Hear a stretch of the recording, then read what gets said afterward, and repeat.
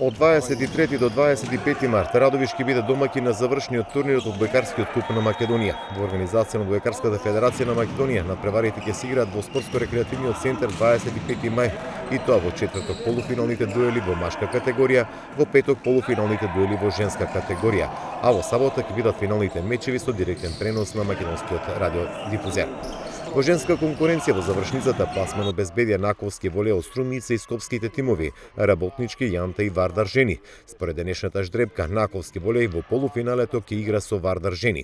Додека во машка конкуренција бранителот на двојната круна Струмица Никоп во полуфиналето ќе се сретне со Универзитет Тетово, додека Велешки борец и Шкендија ќе барат место за последниот билет во финалето од Одбојкарскиот куп на Македонија.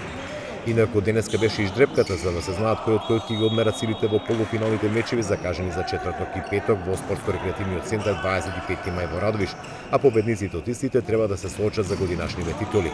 Па така во сабота ќе се очекува победникот меѓу Струмица Никоп и Универзитет Тетово да се сретне со победникот од Шкендија и борец од Велес, додека во женска конкуренција победникот од мечот меѓу Наковски волеј и Вардар жени да се сретне со победникот меѓу Работнички и Јанта.